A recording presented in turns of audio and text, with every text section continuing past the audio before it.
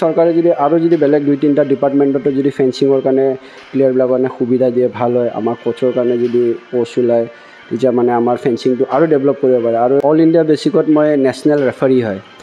তো আমি international player বা আমি NIS কোচ যিমানকেইটা আছোঁ তাৰ মাজতো আমাৰ ৰেফাৰীৰ কাৰণে এক্সাম হয় তো আমি এক্সাম দি কেনে আমি মানে পাছ হৈ কেনে আমাৰ ৰেংকিং থাকে অল অভাৰ ইণ্ডিয়াত তো মোৰ ৰেংকিং অল অভাৰ ইণ্ডিয়াত ফইল ৰেফাৰী 5 মোৰ ৰেংকিং 5 নম্বৰ ৰেংকিং মোৰ মইতো এতিয়া বৰ্তমান খেলাটো মোৰ ইচ্ছা কিন্তু এতিয়া ধৰক মই খেলাটোতো বাদ দি কেনে মই কোচিং কৰাই আছোঁ কিন্তু আমাৰ ভেটেন মানে এবাভ 40 তো মোৰ এতিয়া বয়স হোৱা নাই তো মই এতিয়াৰ পৰা প্ৰিপেয়াৰ হৈ আছোঁ এজ এ 40 এইজত মানে ভেটেন খেলিবৰ কাৰণে যেতিয়া মই খেলি আছিলোঁ তেতিয়া মোক ইণ্ডিয়ান আৰ্মিত মোক চাকৰি দিছিলে এজ এ হাৱালদাৰ পোষ্ট আৰ্টিলাৰিকেল চেণ্টাৰত নাছিকত তো মই তাতে জইন কৰি কেনেও মই চাকৰি মানে অলপ ফেমিলি প্ৰব্লেমৰ কাৰণে মই ঘৰত মানে কোনো নাছিলে কাৰণে মই এৰি কেনে মই চাকৰি বাদ দি গুচি আহিলোঁ বাহিৰততো চাকৰি কৰিব ইচ্ছা নাই কিয় মই অসমকে মই ভাবিছোঁ যে মই অসমৰ পৰা প্লেয়াৰ ল'ম তো আমি অসম চৰকাৰক আমাৰ এছ'চিয়েশ্যনৰ ফালৰ পৰা আমি ডাইৰেক্টৰ স্পৰ্টছত আমি লেটাৰ দিছোঁ এপ্লিকেশ্যন দিয়া গৈছে আমাৰ প্ৰেছিডেণ্ট দুৰ্গা দাস বড়ো ছাৰ আছিলে যেতিয়া তো দুৰ্গা দাস বড়ো ছাৰো বহুতখিনি আগবাঢ়িছে বহুতখিনি আমাক চাকৰিৰ কাৰণে ষ্টেট গভৰ্ণমেণ্টত চাকৰিৰ কাৰণে বহুতবাৰ আমি দৰখাস্ত দিছোঁ মোৰ আণ্ডাৰত থাকি কেনে এতিয়া মই যেতিয়াৰ পৰা কোচিং শুৰু কৰিছোঁ কণ্টিনিউ মই চাব জুনিয়ৰ হওক মিনি হওক মই জুনিয়ৰ হওক মই কণ্টিনিউ নেশ্যনেল মেডেল মই অলৰেডি মানে অসমক দিয়াই আছোঁ মই আমাৰ ইণ্ডিয়াত 2036ত অলিম্পিক হোৱা কথা আছে তো মই আশা ৰাখিছোঁ যে মোৰ অসমৰ ফালৰ পৰা মোৰ ষ্টুডেণ্ট কমচে কম 2জন মই তাতে যে পাৰ্টিচিপেট কৰাব পাৰোঁ কমসে কম 2জন বা 3জন মই নিজৰ ফালৰ পৰা মই এটা আশা কৰিছোঁ আৰু টাৰ্গেট ৰাখিছোঁ যে নমস্কাৰ গগো স্পৰ্টছ শ্ৰেণীৰ প্ৰতিয়োগী দৰ্শকক স্বাগতম জনাই আৰম্ভ কৰিছোঁ আজিৰ এই বিশেষ অনুষ্ঠান আজি মোৰ লগত উপস্থিত আছে এগৰাকী প্ৰাক্তন আন্তঃৰাষ্ট্ৰীয় ফেন্সিং খেলুৱৈ NIS কোচ তেখেত হ'ল মানিক বড়ো প্ৰথমতে আপোনাক আমাৰ বিশেষ অনুষ্ঠানৰ মাজলৈ স্বাগতম জনাইছোঁ নমস্কাৰ মোৰ নাম মানিক বড়ো মই ফেন্সিং কোচ হয় এতিয়া বৰ্তমান তো মই অলৰেডি ইণ্টাৰনেশ্যনেল প্লেয়াৰ হয় ফেন্সিং কৰিছোঁ মই 90 দশকৰ পৰা আপুনি ফেন্সিঙৰ লগত জড়িত হৈ আছে আপুনি অসমৰ ফেন্সিঙৰ লগত আপুনি অতিক্ৰম কৰিছে প্ৰায় 28টাকৈ বছৰ গতিকে কওকচোন আপুনি ফেন্সিঙলৈ আপুনি কিদৰে আহিলে কি ক'ব মই ফেন্সিঙত আহিলোঁ মানে মই আগতে বেলেগ ইভেণ্ট স্পৰ্টছত আহিছিলোঁ তাৰপিছত আমাৰ যোনজন ছেক্ৰেটাৰী আছিলে উত্তম কাশ্যপজন ইজন ঢুকালে এতিয়া বৰ্তমান নাই চ' সেইজনে মোক তাৰমানে ফেন্সিঙলৈকে আনিলে তো মই ষ্টাৰ্টিং 97ৰ পৰাই ফেন্সিং কৰি আছোঁ তো তেতিয়া আমাৰ বহুতখিনি নতুন প্লেয়াৰ আছিলে ভাল প্লেয়াৰ আছিলে তো এতিয়া বৰ্তমান আমাৰ প্লেয়াৰ সেই পৰিস্থিতিতে আছে তো সেই টাইমত মই খেলুৱৈ আছিলোঁ বয়স সৰু আছিলে তো বহুত খেলি আছিলোঁ আমি তো মই ফাৰ্ষ্ট নেশ্যনেল ৰাজস্থানত গৈছিলোঁ আমাৰ অসমৰ ফাৰ্ষ্ট নেশ্যনেল টীম যোনটো আণ্ডাৰ 14ৰ ৰাজস্থানত আছিলে তো তাতে আমি যাই কেনে আমাৰ টীমে ব্ৰঞ্জৰ পদক মানে জয় কৰিছিলে আৰু প্ৰথম নেশ্যনেলতে 2000 প্ৰথমবাৰ গৈছিলে চাব জুনিয়ৰ টীম অসমৰ প্ৰথমবাৰে গৈ পেলাই ৰাজস্থান আপোনালোকে পদক জয় কৰিবলৈ সক্ষম হৈছিলে সেই আছিল 2000ৰ কথা first sub junior national India all over India আৰু কোচ কোন আছিলে আপোনাৰ প্ৰথম আমাৰ তেতিয়া আছিলে বিশ্বজিৎ মেহতা ছাৰ আমাৰ ফেন্সিঙৰ ষ্টাৰ্টিঙৰ পৰা অসমত আমাক কোচিং কৰোৱা আমাৰ বিশ্বজিৎ মেহতা ছাৰ আছিলে যোনে NIS কোচ হয় যোনে মণিপুৰৰ হয় কিন্তু আমাৰ এতিয়া চায়ত চাকৰি পাই কাৰণে আমাৰ ইয়াতে আহি কেনে আমাৰ অসমৰ ফেন্সিংটো বিশ্বজিৎ মেহতা ছাৰে তাৰমানে ষ্টাৰ্টিং কৰি কেনে আমাক ধৰি কেনে ওপৰলৈকে লৈ যোৱা আমাক বিশ্বজিৎ মেহতা ছাৰে আমাক বহুত সহায় কৰিছে আমাক ফেন্সিঙত যিহেতু আপুনি ফেন্সিংটো অসমলৈ অনাৰ প্ৰায় প্ৰথমৰ পৰাই আছে বুলি আপুনি উল্লেখ কৰিছে গতিকে বহুখিনি আপুনি অসম ফেন্সিঙৰ উত্থান পতন দেখা পাইছে গতিকে আপুনি কি ক'ব আজিৰ তাৰিখত পুৰণি দিনৰ কথা কি ক'ব আজিৰ দিনত আপোনাৰ কেনেকুৱা ধৰণৰ অনুভৱ হয় কিমানখিনি উন্নতি লাভ কৰিছে অসম ফেন্সিঙে কি ক'ব আগতে পাৰফৰ্মেঞ্চ মানে বহুত ভালেই আছিলে আমাৰ প্লেয়াৰখিনি তাৰপিছত মাজতে অলপমান পাৰফৰ্মেঞ্চ মানে অসম ফেন্সিঙৰ অলপমান বেয়া হ'লে কিয় আমাৰ বহুত ভাল ছিনিয়ৰ প্লেয়াৰ তাৰমানে চাকৰি কৰ্মক্ষেত্ৰত তাৰমানে বাহিৰলৈ গুচি গ'ল অসমক মানে এৰি কেনে যাই কেনে বাহিৰত আকৌ কৰ্মক্ষেত্ৰৰ কাৰণে থাকিব লগা পৰিলে সেইটো কাৰণে আমাৰ মানে ফেন্সিং প্লেয়াৰবিলাক তাৰমানে চবফালে মানে বিচ্ছিন্ন হৈ গ'ল সেইটো কাৰণে আমাৰ অলপ পাৰফৰ্মেঞ্চ ডাউন হৈছে তাৰপিছত আকৌ আমি যেতিয়া আকৌ ষ্টাৰ্ট কৰিছোঁ নতুন কৰি কেনে আকৌ ধৰি কেনে আমি আকৌ শুৰু কৰাৰ পৰা আমাৰ কণ্টিনিউ এতিয়া নেশ্যনেল অলৰেডি আমি কণ্টিনিউ মেডেল দি আছোঁ যেতিয়াৰ পৰা আমি কোচিং শুৰু কৰিছোঁ আমি ছিনিয়ৰকেইটা আকৌ আহি কেনে তো এতিয়া আমাৰ মানে কণ্টিনিউ নেশ্যনেল মেডেলিষ্ট আমাৰ অসমত ওলাই আছে আৰু এতিয়া কণ্টিনিউ নেশ্যনেল আমি মেডেল দি আছোঁ যিহেতু আপুনি 2007 চনত যেতিয়া গুৱাহাটীত নেশ্যনেল গেমছ হৈছিলে আপুনি তেতিয়া ব্ৰঞ্জ মেডেল পাবলৈ সক্ষম হৈছিলে EP ইভেণ্টত, গতিকে সেই দিনৰ কিছু অভিজ্ঞতা জানিব বিচাৰিছিলোঁ। সেই দিনত আমাক এছ'চিয়েশ্যনে বহুত সহায় কৰিছিলে। আমাৰ কমচে কম 3 মাহ 4 মাহ নেশ্যনেল গেমছৰ কাৰণে আমাৰ কণ্টিনিউ কেম্প হৈছিলে সেই টাইমত। তো আমি কণ্টিনিউ ইউনিভাৰ্চিটিত যাই কিনে আমি কেম্প কৰিছোঁ, 4বাৰ 5বাৰ কৰি আমি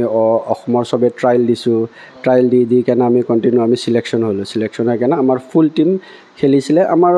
নেশ্যনেল গেমছত যিমানজন খেলুৱৈ খেলিছিলে গুৱাহাটীত মোটামুটি চবকেইটা মেডেল পাইছিলে। মানে মোৰ টীমত আছিলে দেৱজিৎ বৰা বুলি এজন আছে, যোনে এতিয়া বৰ্তমান চাকৰি কৰ্মৰত কৰি আছে পুলিচৰ। তাৰপিছত শোভা সিং বুলি আছিলে, সি গৈছে আপোনাৰ আছাম ৰাইফলত আছে। তাৰপিছত মই আছিলোঁ আৰু আমাৰ অমিন কুন্দন বুলি এজন আছিলে। এই আমি টোটেল আমি 4জন আছিলোঁ।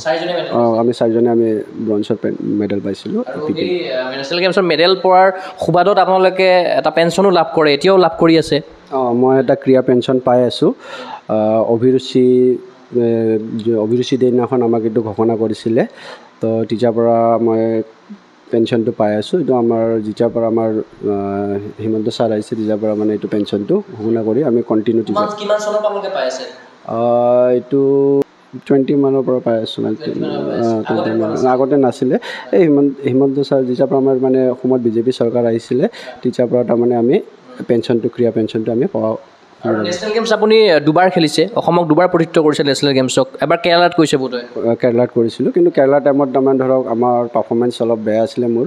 তো মই সেইটোত কেৰালাত একো মেডেল চেডেল নাপালোঁ। তো মইতো অলপ হাৰি কিনে হেৰি হৈছিলে, কিন্তু জাষ্ট পাৰ্টিচিপেট কৰিছিলোঁ কেৰালাত। আৰু আপুনি কেইবাখনো টুৰ্ণামেণ্টত ভাৰতকো প্ৰতিনিধিত্ব কৰিছে। আপুনি মালয়েছিয়ালৈ গৈছে, লগতে আপুনি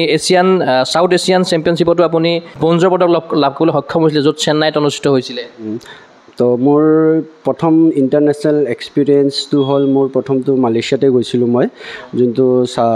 কমনৱেলথ আছিল, জুনিয়ৰ কমনৱেলথ আছিল। তো মই তাতে মানে প্ৰথম ইণ্টাৰনেশ্যনেল আছিলে, তো মই বহুত ইণ্ডিয়াৰ ফালৰ পৰা প্ৰথম মানে খেলি কিনে মই বহুত ভয়ে খেলিছিলোঁ। কিন্তু তাতে মই মানে কি 8 নম্বৰ পজিশ্যন, মই অল অভাৰ মানে হেৰিত 8 নম্বৰ পজিশ্যন আছিল মোৰ ৰেংকিং আছিল। আৰু কমনৱেলথ জুনিয়ৰ ৱৰ্ল্ড চেম্পিয়নশ্বিপত মোৰ 8 নম্বৰ ৰেংক আছিল মোৰ। ছিংগাপুৰত মই এছিয়ান খেলিব গৈছিলোঁ, junior Asian and cadet championship খেলিব গৈছিলোঁ ছিংগাপুৰত। তো তাতে মোৰ 12 নম্বৰ ৰেংক আছিল। এছিয়াৰ ভিতৰত মানে আমাৰ ৰেংকিং হয় ইভেণ্ট ৱাইজ। তো মোৰ ইভেণ্ট আছিল ফইল। তো মই ফইলত এছিয়াৰ ভিতৰত মোৰ 12 ৰেংকিং আছিলে, আৰু কমনৱেলথ খেলোঁতে মোৰ 8 ৰেংকিং আছিলে। তাৰপিছত মই খেলিলোঁ next south Asian games, first south Asian fencing championship, যোনটো আমাৰ ইণ্ডিয়াতে হৈছিলে, ইণ্ডিয়াৰ চেন্নাইত হৈছিলে। তাতে মই ব্ৰঞ্জ পদক পালোঁ। তাৰমানে আমাৰ ইণ্ডিয়া টীমৰ ফালৰ পৰা খেলি কিনে মই ব্ৰঞ্জ পদক পালোঁ। তাৰ প্ৰাকমুহূৰ্তত আপুনি কেইবাবাৰতো ইণ্ডিয়া কেম্পতো আছিলে, কোন কোন ঠাইত আপুনি ইণ্ডিয়া কেম্পত আছিলে যোৱাৰ আগত? মই ইণ্ডিয়া কেম্প যোৱাৰ আগত মই পাটিয়ালাত ইণ্ডিয়া কেম্প কৰিছোঁ। পাটিয়ালাত কমচে কম 8 মান্থছ আছিলোঁ। তাৰপিছত আপোনাৰ চিলাৰৈত আছিলোঁ,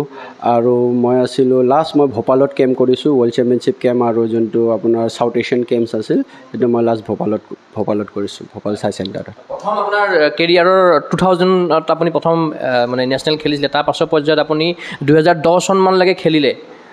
তাৰপাছত আপুনি কিদৰে ভাবিলে যে আপুনি কোচিং লাইনত যাব বা ৰেফাৰী লাইনত আহিব, কিদৰে মনলৈ আহিলে সেই ধাৰণাটো? তাৰমানে মই যেতিয়া খেলা বাদ দিয়াৰ পিছত মই ধৰক মোৰ নিজৰ কিছুমান ঘৰুৱা পাৰ্চনেল কামৰ কাৰণে মই অলপ স্পৰ্টছটো গেপ দিলোঁ। গেপ দিয়াৰ পিছত মই যেতিয়া ফেঞ্চিঙত এনেই লাগি আছিলোঁ, কিন্তু তাৰমানে মই ফেঞ্চিঙৰ ক্ষেত্ৰত অলপ বেক হৈ আছিলোঁ। তাৰপিছত চালোঁ যে আমাৰ অসমৰ লাহে লাহে পাৰফৰ্মেঞ্চ ডাউন হৈ যাই আছে, আমাৰ নেশ্যনেলত আমাৰ মেডেল নোহোৱা হৈছে। তো সেই বস্তুটো তাৰমানে মোক ভাল নালাগি কিনে মই আকৌ কোচিং লাইনত আহি এতিয়া আকৌ মই অসমকে থাকি কিনে মই কোচিং কৰাই আছোঁ। খেলি অসমৰ কাৰণে খেলি ওলাবৰ কাৰণে মই এতিয়া কণ্টিনিউ সেইটো ট্ৰাই কৰি আছোঁ। আৰু সেইটো যিটো ইচ্ছালৈ আপুনি আহিছিলে সেই ইচ্ছাটো পূৰণ হৈছে নাই? আপোনাৰ তত্বাৱধানত থাকি ৰাষ্ট্ৰীয় বা আন্তঃৰাষ্ট্ৰীয় নিশ্চয় খেলুৱৈ সৃষ্টি কৰিছে আপুনি? মোৰ আণ্ডাৰত থাকি কিনে এতিয়া মই যেতিয়াৰ পৰা কোচিং চুৰু কৰিছোঁ, কণ্টিনিউ মই চাব জুনিয়ৰ হওক, মিনি হওক, মই জুনিয়ৰ হওক, মই কণ্টিনিউ নেশ্যনেল মেডেল মই অলৰেডি মানে অসমক দিয়াই আছোঁ মই। আৰু মোৰ আণ্ডাৰত ট্ৰেইনিং কৰি বৰ্তমান পলমণি বুলি এটা আছে, পলমণি বৰগোহাঁই, ধেমাজিৰ ছোৱালী হয়, যোনে মোৰ আণ্ডাৰত ট্ৰেইনিং আগতে চায়ত আছিলে, তাৰপৰা এতিয়া মোৰ আণ্ডাৰত ট্ৰেইনিং কৰি সি ইণ্টাৰনেশ্যনেল গৈছে। এই ছাডেনলি 2023ত জুনিয়ৰ আণ্ডাৰ 17 ৱৰ্ল্ড চেম্পিয়নশ্বিপ খেলি কেনে আহিছে। মোৰ আণ্ডাৰ ট্ৰেইনিং কৰি 2018 পৰা আপুনি আছাম ফেন্সিং সন্থাৰ যিটো এক মানে প্ৰশিক্ষণ কেন্দ্ৰ আছে তাত আপুনি প্ৰশিক্ষণ প্ৰদান কৰি আছে লগত বেম দেৱীও আছে গতিকে 2018 চনৰ পৰা আপোনাৰ এই প্ৰচেষ্টা চলি আছে মোৰ 2018 পৰা মই ইয়াতে কৰি আছোঁ আছাম ফেন্সিং এছ'চিয়েশ্যনৰ আণ্ডাৰত তাতে মোক আছাম ফেন্সিং এছ'চিয়েশ্যনে বহুত সহায়ো কৰিছে এই বস্তুটোত আৰু মই আগতেও যেতিয়া খেলা আছিলোঁ তো মোক আমাৰ এছ'চিয়েশ্যনৰ মানুহ বহুত সহায় কৰিছে তো এতিয়া বৰ্তমান প্ৰশিক্ষণত আমাৰ ইয়াতে আমি অসমত ধৰক আমাৰ বেলেগ বেলেগ ডিষ্ট্ৰিক্টত বেলেগ বেলেগ চেণ্টাৰ আছে কিন্তু আমাৰ গুৱাহাটী চেণ্টাৰটো আমাৰ যোনটো মেইন এছ'চিয়েশ্যনৰ ষ্টেটৰ তো সেইটোত মই আৰু বেম দেৱী নামৰ এজন কোচে আমি এতিয়া কণ্টিনিউ চলাই লৈ যাই আছোঁ প্ৰেক্টিছটো আপুনি চাইটো আছিলে অলপ দিন মানে খেলুৱৈ জীৱনত চাইটো আছিলে অলপ চাই অভিজ্ঞতা জনাওকচোন মই চাইত আছিলোঁ 2004 মানত আছিলোঁ তো তেতিয়া আমি ফাৰ্ষ্ট বেচ আছিলোঁ চাইৰ তেতিয়া আমি 4জনমান আছিলোঁ ফাৰ্ষ্ট বেচ ফেন্সিঙৰ তাতে আমাৰ লগত কবিতা দেৱীও আছিলে আমাৰতো এতিয়া ছিনিয়ৰ প্লেয়াৰ হয় সিও বহুত খেলিছে কবিতা দেৱী ফেন্সিঙৰ তো আমি 4জন মানে চাইত আছিলোঁ তেতিয়া আমাক বিশ্বজিৎ মেতে ছাৰে আমাক ট্ৰেইনিং কৰাইছিলে চাই চেণ্টাৰত তেতিয়া আমাৰ চাইত আছিলে সুভাষ বসুমতাৰী ছাৰ আছিলে ডাইৰেক্টৰ তো তেতিয়া আমাক বহুত সহায় কৰিছিলে কিন্তু সুভাষ বসুমতাৰী ছাৰে মই বাহিৰ যোৱা ইণ্টাৰনেশ্যনেল যোৱা হওক বা নেশ্যনেলৰ ক্ষেত্ৰত বহুতখিনি আমাক সহায় চাই পৰা তাৰমানে আমাৰ চাইৰ STC চেণ্টাৰ আৰু NCO চেণ্টাৰ বেলেগ বেলেগ থাকে তো আমি আছিলোঁ STC চেণ্টাৰ তাৰমানে এইজ লিমিট থাকে এটা তো এটা ছিনিয়ৰ হোৱাৰ পিছত আৰু চায়ে মানে সেই টাইমত আমাক সুবিধাখিনি নিদিয়া আছিলে তো এজ এ আণ্ডাৰ 14 লৈ কিনে ছিনিয়ৰলৈকে যেতিয়ালৈকে আমি খেলিছোঁ আমি চাইৰ আণ্ডাৰতে প্ৰশিক্ষণ কৰি কিনে খেলিছোঁ চব সুবিধাখিনি পাইছোঁ প্ৰশিক্ষণখিনি কৰিছোঁ যিহেতু 2010 চনত আপুনি খেলুৱৈ জীৱন সামৰিলে গতিকে কিবা ইচ্ছা থাকি গ'ল নেকি কিবা আক্ষেপ থাকি গ'ল নেকি কিবা আৰু নতুন প্ৰতিযোগিতাত অংশগ্ৰহণ কৰিবলৈ ধৰিলে ইচ্ছা আছিলে কিন্তু আপুনি ইতিমধ্যে উল্লেখ কৰিছে ঘৰুৱা কিছুবা অসুবিধা বা পাৰ্চনেল কিবা অসুবিধাৰ কাৰণে আপুনি খেলিবলৈ আৰু আগ্ৰহ প্ৰকাশ নকৰিলে কি ক'ব এনেতো খেলাটো ইচ্ছা আছিলে মোৰ ধৰক আমিতো টাৰ্গেট আমাৰ এটা প্লেয়াৰৰ অলিম্পিকলৈকে থাকে তো মই আশা কৰিছিলোঁ অলিম্পিকলৈকে নিজৰ খেলা লৈ যোৱা পাৰফৰ্মেঞ্চ কিন্তু ধৰক মই মাজতে মই এৰিব লাগিল অলপ ঘৰৰ প্ৰব্লেমৰ কাৰণে মই মোটামুটি 7 ইয়াৰ্ছ মই টোটেল 7 ইয়াৰ্ছ মই নিজৰ ঘৰৰ প্ৰব্লেম অলপ আছিল মোৰ নিজৰ বিজনেছ অলপ ঘৰ পৰিয়াল চাই কাৰণে মই অলপ চলিলোঁ তো 7 ইয়াৰ্ছ মই নিজৰ ঘৰ পৰিয়ালতে টাইম দিলোঁ অলপমান তাৰপিছত আকৌ ফেন্সিঙত আহিলোঁ চাকৰিও জইন কৰিছিলে চাকৰি জইন কৰি আপুনি চাকৰি বাদ দিছিলে মই তাৰমানে যেতিয়া মই খেলি আছিলোঁ তেতিয়া মোক ইণ্ডিয়ান আৰ্মিত মোক চাকৰি দিছিলে এজ এ হাৱালদাৰ পষ্ট আৰ্টিলাৰিকেল চেণ্টাৰত নাছিকত তো মই তাতে জইন কৰি কেনেও মই চাকৰি মানে অলপ ফেমিলি প্ৰব্লেমৰ কাৰণে মই ঘৰত মানে কোনো নাছিলে কাৰণে মই এৰি কেনে মই চাকৰি বাদ দি গুচি আহিলোঁ মোৰ অলপ ঘৰৰ অসুবিধাৰ কাৰণে মই চাকৰি বাদ দি কেনে গুচি আহিলোঁ সেই টাইমতে আমাৰ মানে দেউতাও ঢুকালে তো সেইটো কাৰণে মানে মাও অকলে হৈ গ'ল তো সেইটো কাৰণে মই ঘৰৰ কাৰণে মই ৰিটাৰ্ণ আহি গৈছিলোঁ তাৰপিছত চাকৰি বাদ আৰু এতিয়া আপুনি যিহেতু ক্ৰীড়া পেঞ্চনো পাই থাকে যদিও আপুনি মাহেকত পায় আপুনি মই এনেইতো আমাৰতো ৰেগুলাৰ পেঞ্চন সেইটো মান্থলি কিন্তু এতিয়া ধৰক আমাক প্ৰচেছিং চিষ্টেমত এতিয়া ধৰক 3 মাহৰ মূৰত বা 4 মাহৰ মূৰত আমি পাই আছোঁ কিন্তু আমিতো পাই আছোঁ পেঞ্চনটো আৰু চৰকাৰী চাকৰিৰ কাৰণে ভৱিষ্যতে আৰু এপ্লাই নকৰিলে নেকি আৰ্মি চাকৰিৰ পাছত আৰু এতিয়া ধৰক চাকৰিৰ কাৰণে মইতো এতিয়া বাহিৰততো চাকৰি কৰিব ইচ্ছা নাই কিয় মই অসমকে মই ভাবিছোঁ যে মই অসমৰ পৰা প্লেয়াৰ ল'ম তো আমি অসম চৰকাৰক আমাৰ এছ'চিয়েশ্যনৰ ফালৰ পৰা আমি ডাইৰেক্টৰ স্পৰ্টছত আমি লেটাৰ দিছোঁ এপ্লিকেশ্যন দিয়া গৈছে আমাৰ প্ৰেচিডেণ্ট দুৰ্গা দাস বড়ো ছাৰ আছিলে যেতিয়া তো দুৰ্গা দাস বড়ো ছাৰো বহুতখিনি আগবাঢ়িছে বহুতখিনি আমাক চাকৰিৰ কাৰণে ষ্টেট গভৰ্ণমেণ্টত চাকৰিৰ কাৰণে বহুতবাৰ আমি দৰখাস্ত দিছোঁ কিন্তু এতিয়ালৈকে আমাক বৰ্তমান মানে ষ্টেট গভৰ্ণমেণ্টৰ ফালৰ পৰা একো চাকৰি হেৰি হোৱা নাই খালি আমাৰ আছাম পুলিচত আমি মানে আমাৰ আগৰ পুৰণা কিছুমান প্লেয়াৰে যোনে জেনেৰেলত সোমাই কেনে স্পৰ্টছ কোটাটো আনি কেনে এতিয়া আমি আছাম পুলিচত তাৰমানে ফেন্সিঙত যোৱা বছৰৰ পৰা আমি কণ্টিনিউ আমি ফেন্সিঙৰ কাৰণে মানে কৰ্মক্ষেত্ৰ কৰিছোঁ আৰু নেশ্যনেল আৰু ইণ্টাৰনেশ্যনেল খেলুৱৈ বহুখিনি সৃষ্টি হৈছে অসমত মানে ফেন্সিং খেলি পেলাই তেখেতসকলে কেনেকুৱা ধৰণৰ স্ক'প পাইছে বা ক'ৰবাত কৰ্মসংস্থাপন লাভ কৰিছে নাই আজিলৈকে এনে আমাৰ অসমৰ পৰা যিমানকেইটা ভাল প্লেয়াৰ আছিলে ইণ্টাৰনেশ্যনেল খেলা বা নেশ্যনেলত মেডেল পোৱা তো চবে কৰ্মক্ষেত্ৰত কোনোবা আৰ্মিত গৈছে কোনোবা নেভিত আছে তাৰপিছত কোনোবা বেলেগ জেগাত বেলেগ ডিপাৰ্টমেণ্টত পাইছে ইউনিভাৰ্চিটি তো চব আমাৰ অসম এৰি কেনে চব বাহিৰে যায় কেনে নিজৰ কৰ্মক্ষেত্ৰত ব্যস্ত হৈ গৈছে সেইটো কাৰণে আমাৰ সেই টাইমতে আমাৰ মানে কি এটা টাইমত পিক আপ পূৰা খতম হৈ গৈছিলে অসমত ফেন্সিঙৰ যোনটো ফেন্সিঙত মানে নেশ্যনেল গ'লে আমি মেডেল আনো সব জায়গাত মানে অসম টিম গ'লে তাৰমানে চেম্পিয়ন হৈ আহে নেশ্যনেলত আমি প্ৰত্যেকটা নেশ্যনেলত আমি মেডেল আনো আমাৰ কেতিয়াও খালী হাত অহা নাছিলোঁ তো সেই পাৰফৰ্মেঞ্চটো তাৰমানে ডাউন হৈ গ'ল যেতিয়াৰ পৰা মানে চবে কৰ্মক্ষেত্ৰত এটা এইজলৈকে আমি খেলিব পাৰোঁ তাৰপিছত আমাৰ আকৌ কৰ্মক্ষেত্ৰ আহিব, ঘৰ পৰিয়াল আহে। তো সেইখিনি এজৰ পিছত তাৰমানে কি হ'ল, আমাৰ অসম চৰকাৰ ধৰক আমি সেই টাইমত চাকৰি কৰি নাপালোঁ অসমত, কাৰণে আমাৰ চব প্লেয়াৰ চব বাহিৰে বাহিৰে কৰ্মক্ষেত্ৰত গুচি গ'ল। আৰু এতিয়া যিহেতু নেশ্যনেল গেমছ খেলিলে চাকৰি দিয়া ছিষ্টেমটো কৰিছে আকৌ মানে বৰ্তমান সময়ত হিমন্ত বিশ্ব নেতৃত্বত যিখন চৰকাৰ চলি আছে বৰ্তমান সময়ত, সেইটো নিশ্চয় সুন্দৰ পদক্ষেপ। আপোনালোকৰ যদি নেশ্যনেল গেমছত পদক পায় তাৰ জৰিয়তেও চাকৰি লাভ কৰিব। এইটোতো বহুত ভাল সুবিধা দিছে আমাক। তো কিন্তু আমাৰ এতিয়া ধৰক পাৰফৰ্মেঞ্চ আপ ডাউন হৈ থাকে। তো যোৱাবাৰ আমাৰ কণ্টিনিউ আমি যেতিয়াৰ পৰা আছে কণ্টিনিউ আমাৰ নেশ্যনেল গেমছ, অসমৰ ফেঞ্চিং টিমে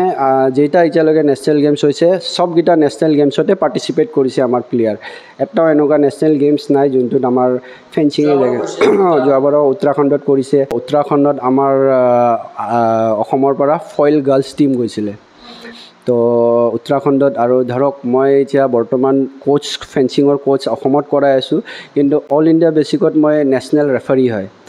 তো আমি ইণ্টাৰনেশ্যনেল প্লেয়াৰ বা আমি NIS কোচ যিমানকেইটা আছিল তাৰ মাজতো আমাৰ ৰেফাৰীৰ কাৰণে এক্সাম হয়। তো আমি এক্সাম দি কেনে আমি মানে পাছ হৈ কেনে আমাৰ ৰেংকিং থাকে অল অভাৰ ইণ্ডিয়াত। তো মোৰ ৰেংকিং অল অভাৰ ইণ্ডিয়াত ফইল ৰেফাৰী 5, মোৰ ৰেংকিং 5 নম্বৰ ৰেংকিং মোৰ অল অভাৰ ইণ্ডিয়াত। আমি ৰেফাৰী কৰিলে তাৰমানে দুটা ইভেণ্ট আমি কণ্টিনিউ, কিয় আমাৰ ফেঞ্চিঙত 3টা ইভেণ্ট আছে। তো ফইল EP চেবাৰ, তো মই আছিলোঁ ফইল প্লেয়াৰ। তো মই ফইল ৰেফাৰী হয় মেইন। তো মই ফইল ৰেফাৰী, মই ইণ্ডিয়াৰ ভিতৰত মোৰ 5 নম্বৰ ৰেংকিং। আৰু নেক্সট এটা ইভেণ্ট আমি চাওঁ EP চাওঁ, মই EP আৰু ফইলৰ মই নেশ্যনেল ৰেফাৰী কৰোঁ। তো এইবাৰ উত্তৰাখণ্ডত হোৱা নেশ্যনেল গেমছতো মই এজ এ ৰেফাৰী হিচাপে গৈছিলোঁ। মই মানে খেলো ইণ্ডিয়া হওক বা নেশ্যনেল গেমছ বা খেলো ইণ্ডিয়া ইউনিভাৰ্চিটি গেমছ আপুনি ৰেফাৰী হিচাপে যায়। আপোনাক লগো পাইছোঁ গুৱাহাটীত যেতিয়া ইউনিভাৰ্চিটি গেমছ হৈছিলে, গতিকে গৈ থাকিব লাগে মাজে মাজে। ক'ত গৈছে আপুনি? মই ইণ্ডিয়াত এতিয়া বৰ্তমান যেইটা জেগাত মানে গেম হয়, য'ত য'ত নেশ্যনেল হয়, আমাক অল ফেডাৰেশ্যনৰ ফালৰ পৰা নিজে ইনভিটেশ্যন দিয়ে। ইনভিটেশ্যন কিয় কি মানে ভাল ৰেফাৰী লাগে, কিয় কি আজিকালি ধৰক বহুত টাফ হৈছে গেমবিলাক। তো সেইটো কাৰণে আমাক India federation, fencing federation of ইণ্ডিয়াৰ পৰা আমাক ইনভিটেশ্যন আহে যে এইটো ৰেফাৰী। তো এতিয়া আমাৰ বিহাৰতো খেলো ইণ্ডিয়া ইউথ গেমছ যোনটো হৈ আছে বৰ্তমান, তো তাতো মোক ৰেফাৰীৰ কাৰণে ইনভিটেশ্যন দিছিলে, কিন্তু মই অলপ প্ৰব্লেমৰ কাৰণে এবাৰ নগ'লোঁ। মই ঘৰ ফেমিলি প্ৰব্লেমৰ কাৰণে এবাৰ মানে অসমতে থাকিম। 2018 চনত আপুনি NIS কৰিছিলে, ক'ত কেনেকৈ কৰিছিলে অলপ সেইদিনৰ কিছু অনুভৱ জানিব বিচাৰিছোঁ। মই 2018ত মই NIS কৰিছিলোঁ। তো মই বহুত বছৰ গেপৰ পিছত মই যে আকৌ ফেঞ্চিঙত আহিলোঁ। তাৰপিছত মোৰ কি হ'ল, মই যেতিয়া বাকী মোৰ লগত খেলা ইণ্টাৰনেশ্যনেল খেলা ফেঞ্চাৰবিলাকে চবে কোচ বনি গ'ল, চবে ডাঙৰ ডাঙৰ মানে বেলেগ বেলেগ নিজৰ নিজৰ ষ্টেটত কোচ বনি গ'ল। তেতিয়া মই সিহঁতৰ লগত যেতিয়া কণ্টেক্ট কৰিলোঁ, তো সিহঁতে ক'লে যে তুমি কোচ কৰি লোৱা। তো মোক সিহঁতে বহুতে আছে মোৰ লগৰ মানে সহায় কৰিলে। তো সেইকেইটা সহায় কৰি কেনে মোক ক'লে। তেতিয়া মই যেতিয়া ফৰ্ম ফিল আপ কৰিলোঁ, তাৰপিছত মই গ'লোঁ ঔৰংগাবাদত। আমাৰ দুটা চেণ্টাৰত আমাৰ ট্ৰেইনিং NIS কোচ হয়, এটাটো হ'ল পাটিয়ালা পাঞ্জাৱ আৰু এটা হয় ঔৰংগাবাদত। তো এতিয়া বৰ্তমান ঔৰংগাবাদ চেণ্টাৰটো বন্ধ হৈ আছে।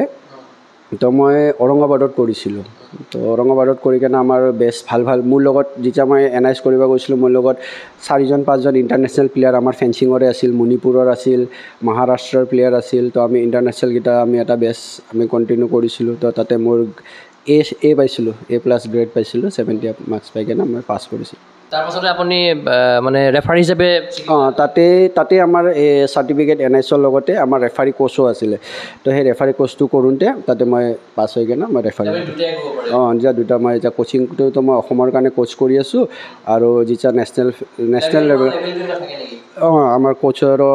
লেভেল 1 লেভেল 2 থাকে, আৰু ৰেফাৰীৰো তাৰমানে লেভেল 1 লেভেল 2 থাকে। এতিয়া ধৰক মই লেভেল 2ত আছোঁ, তাৰমানে ইণ্ডিয়ান নেশ্যনেল ৰেফাৰী হয় মই। কিন্তু লেভেল 1ত আমাৰ ওপৰতো তাৰমানে ইণ্টাৰনেশ্যনেল ৰেফাৰী কেইটামান আছে ইণ্ডিয়াৰ। তো সেইকেইটা মানে লেভেল 1ত থাকে, আমি ইণ্ডিয়াত তাৰমানে আমি লেভেল 2ত আছোঁ, কিয় আমি নেশ্যনেল ৰেফাৰী হয় খালি, মই ইণ্টাৰনেশ্যনেল ৰেফাৰী নহয়। ইণ্টাৰনেশ্যনেল ৰেফাৰীৰ কাৰণে কিবা কৰা পৰিকল্পনা আছে নেকি আপোনাৰ? এতিয়া চাওঁ, এতিয়াতো বহুত টাইম আছে। এতিয়া সুবিধা পালেতো এতিয়া আমাক ধৰক এই সুবিধা আমাক ফেঞ্চিং ফেডাৰেশ্যন অফ ইণ্ডিয়াই দিয়ে। সিহঁতে ইনভিটেশ্যন কৰি কেনে মাতি কেনে পঠায় যে যোৱা তুমি এবাৰ ইণ্টাৰনেশ্যনেলটোক ৰেফাৰী কৰি আহা। তো সেই তেনেকুৱা যদি মই আকৌ সুযোগ পাওঁ, তেতিয়াতো মই যামেই নিশ্চয়। আৰু বৰ্তমানতো আমাৰ ফেঞ্চিঙত আৰু ধৰক ভেটেন গেম হয়। তো মইতো এতিয়া বৰ্তমান খেলাটো মোৰ ইচ্ছা, কিন্তু এতিয়া ধৰক মই খেলাটোতো বাদ দি কেনে মই কোচিং কৰাই আছোঁ। কিন্তু আমাৰ ভেটেন হয়, ভেটেন মানে এবাভ 40। তো মোৰ এতিয়া বয়স হোৱা নাই, তো মই এতিয়াৰ পৰাই প্ৰিপেয়াৰ হৈ আছোঁ 40 এজত মানে ভেটেন খেলিবৰ কাৰণে। তো নিশ্চয় তাৰমানে সেইটো আকৌ ইণ্টাৰনেশ্যনেললৈকে যোৱা মই এটা মানে আশা এটা ৰাখিছোঁ নিজকে, যে মই এটা ভেটেনত যাই কেনে ইণ্টাৰনেশ্যনেল মই মেডেল লৈ কেনে আহিব পাৰোঁ, সক্ষম হ'ম যিহেতু, সেইটো মই ভাবিছোঁ। আৰু কোচ নহ'লে যিহেতু খেলুৱৈ সৃষ্টি কৰিব পৰা নাযায়, গতিকে অসমত পৰ্যাপ্ত NIS কোচ আছেনে নাই? আপুনি যিহেতু NIS কোচ, আৰু আপোনাৰ দৰে আৰু কোচ কিমানজনমান আছে অসমত? অসমত আমাৰ আছে, মোতকৈও ছিনিয়ৰ কেইটামান আছিলে NIS কৰা। তাৰপিছত মোৰ নেক্সট বেষ্ট জুনিয়ৰ মোৰ বেষ্ট আছে তলত, আৰু কেইটামান আছে। মোটামুটি আমাৰ অসমত ধৰক আপুনি 20জনৰ ওপৰত NIS কোচ আছে, চাৰ্টিফিকেট কোচ, NIS কোচ। কিন্তু এতিয়া ধৰক চবে কৰ্মক্ষেত্ৰত বেক হৈ আছে। এতিয়া ধৰক আমাৰ খেলো ইণ্ডিয়া চেণ্টাৰ বুলি এটা কয়, তো অসমত 2 জেগাত দিয়া আছে। এটা হৈ গ'ল আপোনাৰ বাক্সা ডিষ্ট্ৰিক্টত, আৰু এটা তিনিচুকীয়াত। তো তাতে অলৰেডি 2টা NIS কোচ আছে, যোনটো মোতকৈ জুনিয়ৰ হয়। তো 2টাৰ বাক্সা ডিষ্ট্ৰিক্টত যোন চলাই আছে সিও ইণ্টাৰনেশ্যনেল প্লেয়াৰ, সিও মানে মোতকৈ জুনিয়ৰ আছিলে, আমাৰ টাইমতে খেলা আছিলে। তো সিটো চেণ্টাৰ চলাই আছে, বাক্সা চেণ্টাৰ। আৰু তিনিচুকীয়াত চলাই আছে পৰিণাম ৰয় বোলে, নেশ্যনেল মেডেলিষ্ট হয় সিও, কিন্তু ইণ্টাৰনেশ্যনেল খেলা নাই। তো সিও NIS কৰি কেনে চলায়। তো এতিয়া ধৰক আমাৰ সুবিধা নাই কোচিঙৰ, তো সেইটো কাৰণে আমাৰ কোচবিলাকো NIS কৰি এনেই বহি আছে। ধৰক নিজৰ প্ৰাইভেট কিছুমানে কোচিং কৰাই আছে, কিন্তু একো সুবিধা পোৱা নাই এতিয়ালৈকে। চৰকাৰৰ এইখিনি অলপ কৰণীয় নিশ্চয় থাকিব, যিহেতু আপোনালোকে অসম পুলিচৰ কথা কৈছে। অসম পুলিচে আপোনালোকে সেইটো দুৱাৰ খুলি দিছে, আৰু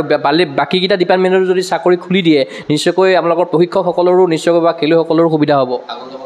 এইটো হয়। ধৰক এতিয়া যদি বেলেগ ডিপাৰ্টমেণ্টতো আমাক চাকৰি দিয়ে, তো আমাৰ কোচৰ কাৰণেও সুবিধা হয়, আৰু নতুন আমি আৰু প্লেয়াৰ ওলাব পাৰিম। যিমান চাকৰি হ'ব, কৰ্মক্ষেত্ৰ হ'ব, কি হ'ব, স্ক'প এতিয়া এটা মই ক'লোঁগৈ, এটা বয়সলৈকে এইজলৈকে যেতিয়ালৈকে খেলিব, পাৰফৰ্মেঞ্চ দিব, তাৰপিছত কি কৰিব, তাৰ নেক্সট পৰ্যায়ে কি কৰিব, সেইটো কাৰণে এটা স্ক'প যদি চৰকাৰে যদি নিজৰ ষ্টেটত যদি সেই স্ক'পটো পায়, তো আকৌ সেই স্ক'পটো লৈ কেনে খেলি কেনে আকৌ ষ্টেটকে মেডেল দিব। এটা প্লেয়াৰৰ সেইটো কথা নাই যে যদি এতিয়া ধৰক আমি যোৱা বছৰ আমি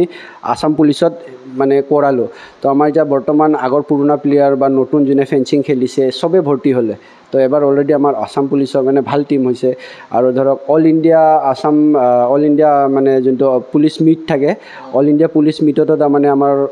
অসমৰ ফেঞ্চাৰে মানে পুলিচে মানে ভাল পাৰফৰ্মেঞ্চ দিছে। যোৱাবাৰো তাৰমানে দুবাৰ জইন কৰিলে এতিয়ালৈকে অল ইণ্ডিয়া পুলিচ মিটত। তো ফাৰ্ষ্ট পুলিচ মিটত যেতিয়া গৈছিলে, তো প্ৰিয়া ৰাণী দেৱী বুলি আমাৰ পুলিচৰ মোৰে ষ্টুডেণ্ট আছিলে, সিও জুনিয়ৰ ফইলৰ। তো সি চিলভাৰ মেডেল মাৰিছিলে,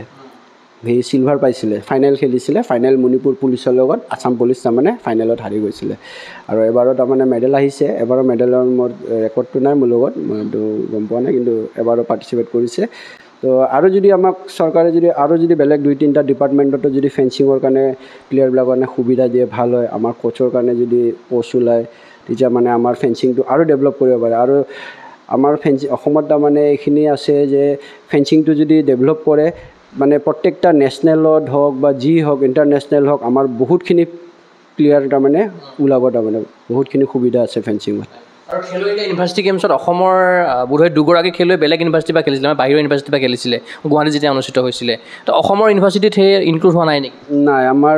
এতিয়া ধৰক মেক্সিমাম মই ক'লোঁ কি আমাৰ ভাল প্লেয়াৰ ধৰক খেলি কেনে চব ইউনিভাৰ্চিটিৰ কাৰণে, কোনোবা পাঞ্জাৱত যায়, কোনোবা বেংগলোৰত যায়, তাৰপিছত বেলেগ ইউনিভাৰ্চিটি হৈ কেনে কণ্টিনিউ খেলি আছে। অসমৰে ল'ৰা, অসমত যেতিয়া ইউনিভাৰ্চিটি গেম হৈছে, আমাৰ ইউনিভাৰ্চিটি টীম নাই, কিন্তু সেই অসমৰ ল'ৰা, অসমৰ ছোৱালী বেলেগ ইউনিভাৰ্চিটি হৈ কেনে পাৰ্টিচিপেট কৰি আছে। সেইটো তাৰমানে আমাৰ ৰাজীৱ বড়ো নামৰ এটা আছে ইণ্টাৰনেশ্যনেল, আৰু আশা কিবা এটা আছিলে। তো 2জন মানে ভাল প্লেয়াৰে হয়। তো 2জনৰ মানে এতিয়া বেলেগ ইউনিভাৰ্চিটি হৈ কেনে, এটা GNDU হৈ কেনে খেলি আছে, আৰু এটা JPU হৈ কেনে খেলি আছে ইউনিভাৰ্চিটি, 2টা পাঞ্জাৱ হৈ কেনে খেলি আছে। নাই, আমাৰ এতিয়া ধৰক কেইবছৰমান আগতে এবাৰ টীম গৈছিলে, আমাৰ আন্দোলন হোৱাৰ আগতে আমাৰ এটা টীম গৈছিলে ইউনিভাৰ্চিটি। তাৰপিছত আন্দোলন গুৱাহাটী ইউনিভাৰ্চিটিৰ ফালৰ পৰা খেলিব গৈছিলে, তাতে বেম দেৱীও আছিলে। তো বেম দেৱী আৰু আমাৰ ৰৌনক মিশ্ৰা বুলি এজন ল'ৰা আছিলে, সিও নেশ্যনেল প্লেয়াৰ মেডেলিষ্ট হয়। তো সিও এতিয়া কৰ্মক্ষেত্ৰৰ কাৰণে সিও কেলকাতাত যায় কাম কৰি আছে। তো সেই তেনেকুৱা আমাৰ ভাল প্লেয়াৰ মানে চবফালে হেৰি হৈ গৈছে। তো তো এতিয়া ইউনিভাৰ্চিটিত আমাৰ সেই টিচাৰ এবাৰ টীম গৈছিলে তাৰপিছৰ পৰা আমি ইউনিভাৰ্চিটিৰ একো সুবিধা পোৱা নাই আমাৰ ধৰক ষ্টুডেণ্ট আছে আমি যাবৰ কাৰণে বিচাৰিলেও আমাক ধৰক ইউনিভাৰ্চিটিয়ে ফাণ্ড আমাক প্ৰভাইড নকৰে বা একো গাইড নকৰে ইউনিভাৰ্চিটিত আমি যাই কাৰণে হেল্প বিচাৰিছিলোঁ তেতিয়াও মানে ধৰক সেই টাইমত আমাক কোনো হেল্প নাপালোঁ কাৰণে আমি অলপ পিছুৱাই আছোঁ আৰু ইউনিভাৰ্চিটিৰ কাৰণে আৰু বৰ্তমান সময়ত য'ত আপুনি কোচিং কৰাই আছে মানে ইয়াতে অসম ফেঞ্চিং সন্থাৰ প্ৰশিক্ষণ কেন্দ্ৰত তাতে কিমানমান বৰ্তমান সময়ত ষ্টুডেণ্ট আছে আপোনাৰ এতিয়াতো বৰ্তমান ধৰক 60+ আছে মোৰ ষ্টুডেণ্ট মোৰ ইয়াতে গুৱাহাটীত আমাৰ যোনটো আছাম ফেঞ্চিং এছ'চিয়েশ্যনৰ আণ্ডাৰত যোনটো নেহেৰু ষ্টেডিয়ামত চেণ্টাৰ আছে ফেঞ্চিঙৰ তো ইয়াতে মোৰ 60+ ছিনিয়ৰ জুনিয়ৰ ছাব জুনিয়ৰ চব মিলাই কেনে আৰু এতিয়া পুলিচ টীমো আমাৰ চেণ্টাৰত আহি কেনে ট্ৰেইনিং কৰে কিয় এতিয়া ধৰক পুলিচৰ নতুন নতুন আমাৰ যিখিনি সা সামগ্ৰী বস্তু লাগে তো সেইখিনি বস্তু এতিয়া ধৰক পুলিচ টীমে প্ৰভাইড কৰিব পৰা নাই কাৰণে পুলিচ টীমো আমাৰ লগত আহি কেনে আমাৰ ইয়াতে ট্ৰেইনিং কৰি আছে চব ইয়াতে সুবিধা আছে আছাম ফেঞ্চিং এছ'চিয়েশ্যনৰ আণ্ডাৰত মানে চব যিমান আমাক টেকনিকেলি যি বস্তু লাগে ৱেপেন লাগে যি লাগে আমাৰ ইয়াতে সুবিধাখিনি আছে আৰু সাধাৰণতে ফেঞ্চিংটো কোৱা হয় যে এটা খৰচী গেম বুলি কোৱা হয় গতিকে এগৰাকী খেলুৱৈ যদি ফেঞ্চিংটো খেলিবলৈ আগবাঢ়ি আহে কেনেকুৱা ধৰণে তেখেতসকলক মানে সুবিধা কৰি দিব লাগিব বা কিদৰে আগবাঢ়িব লাগিব এনেতো এইটো হয় ফেঞ্চিংটো অলপ কষ্টলি গেম হয় কিয় এইটো ইউৰোপিয়ান গেম হয় আমাৰ এছিয়ান গেম নহয় বা ইণ্ডিয়ান গেম নহয় তো আমি যেতিয়া ফেঞ্চিং চুৰু কৰিব যাম তো অলপমান পাৰফৰ্মেঞ্চ অহাৰ পিছত বা এটা পিক আপৰ পিছত কমচে কম আমাৰ ৱেপেন যোনটো আমি খেলোঁ শ্বৰ্ট সেই শ্বৰ্টটো তাৰমানে চব বাহিৰৰ পৰা আহে তো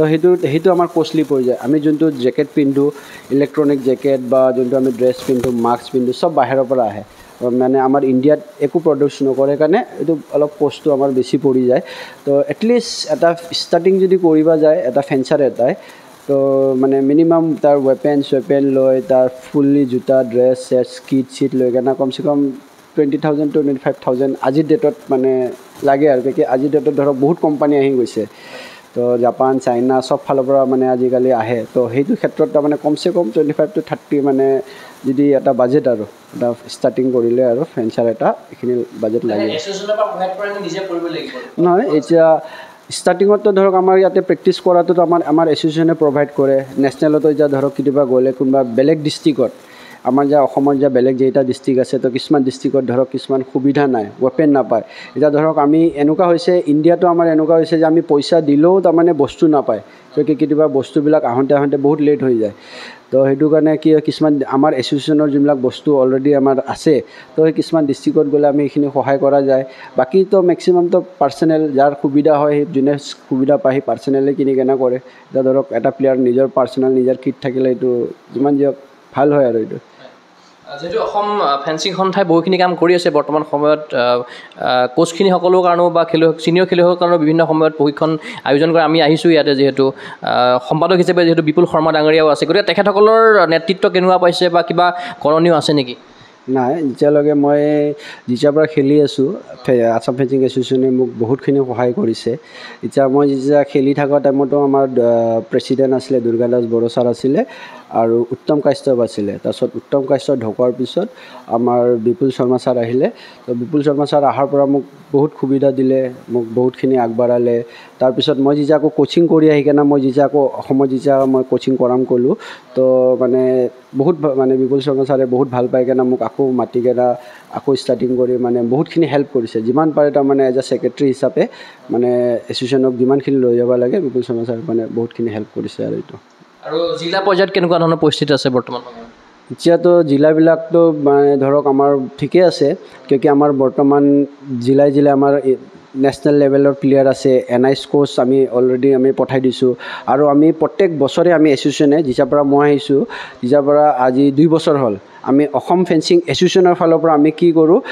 কোচিং কোৰ্চ এটা কৰোঁ প্ৰত্যেক বছৰে যে কোচেছবিলাকৰ ৰিফ্ৰেছমেণ্ট কোচ উইথ তাৰমানে নতুন যোন ছিনিয়ৰ প্লেয়াৰ আছে সেইকেইটাক আমি চাৰ্টিফিকেট দিওঁ যে সিহঁতে কোচিং কৰাব পাৰে জাগাই যায় বা এতিয়া ধৰক আমাৰ ফেঞ্চিংটো CBSEত নাছিলে তো এবাৰ আমাৰ CBSEত ইনক্লুডিং হ'ল তো যিমান মানে অসমত আমাৰ CBSE ইনষ্টিটিউট আছে তো সেইবিলাকত চবতে ফেঞ্চিং হৈ গৈছে তো চব স্কুলত অলৰেডি ফেঞ্চিং এতিয়া আমি চুৰু কৰি আছোঁ তো অলৰেডি আমাৰ ফেঞ্চিং ৰয়েল গ্ল'বেল স্কুলত আছে চাউথ পইণ্টত আছে মই ৰয়েল গ্ল'বেল এছ'চিয়েশ্যন স্কুলত মই 1 বছৰ কোচিং কৰাইছোঁ মই তাতে 1 বছৰ মানে এজ এ টিচাৰ হিচাপে মই কৰ্মৰত আছিলোঁ 1 বছৰ এগ্ৰিমেণ্টত আমাৰ যেনেকুৱা মই ক'লোঁ কি এতিয়া যেনেকুৱা CBC খোলাৰ লগে লগে যিমান CBC ইনষ্টিটিউট আছে তাতে আমাৰ যিমান NIS কোৰ্চবিলাক আছে আৰামছে যায় কেনে তাতে ট্ৰেইনিং কৰালে বা কৰ্মশত কৰিলে তাৰমানে চব ব্যস্ত হৈ থাকিব তাতে যাৰ পৰা নতুন নতুন ষ্টুডেণ্টে ওলাব কিয় যিমান স্কুলৰ পৰা আমি নতুন নতুন ষ্টুডেণ্ট ওলাম তিমান তাৰমানে আমাৰ ডেভেলপ হৈ যায় থাকিব স্কিলবিলাক কিয় আমি গ্ৰাউণ্ড লেভেল বেষ্টৰ পৰা আমি আকৌ ডেভেলপ কৰি আছোঁ এইটো কাৰণে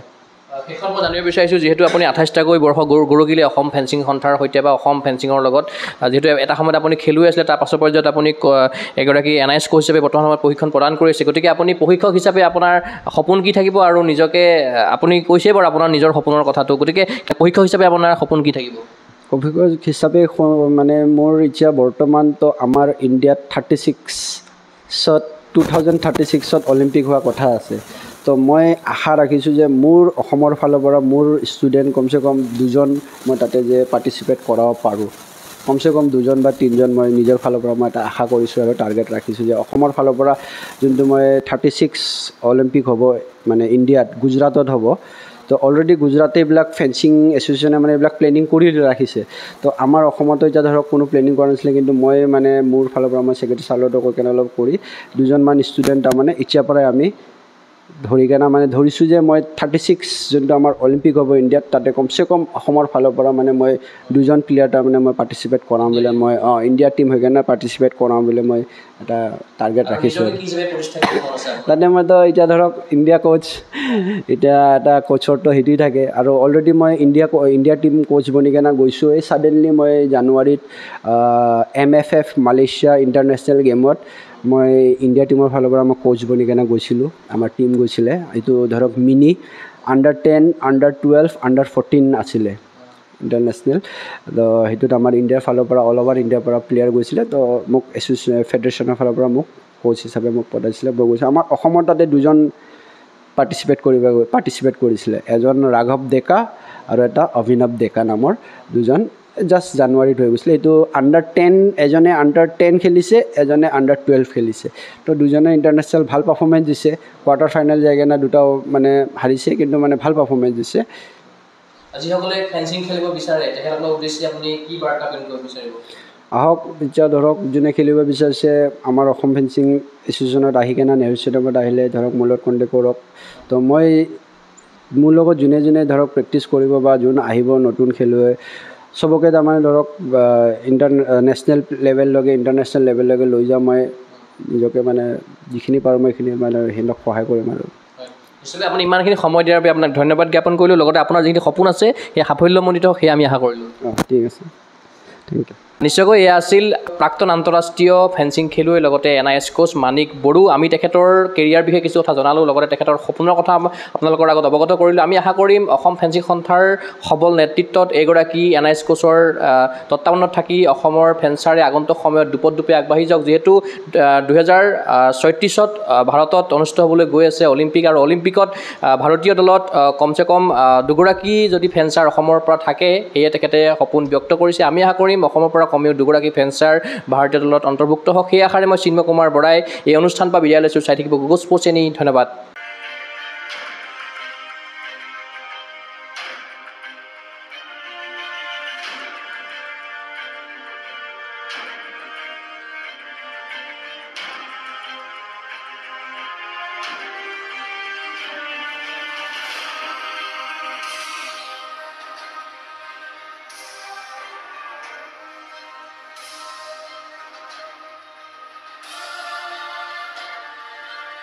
ফিজিকেল এডুকেশ্যন বিষয়ত ডিগ্ৰী পাঠ্যক্ৰমৰ কাৰণে অসম তথা উত্তৰ পূৰ্বাঞ্চলৰ প্ৰথমখন শিক্ষানুষ্ঠান অভিৰুচি ইনষ্টিটিউট অৱ ফিজিকেল এডুকেশ্যন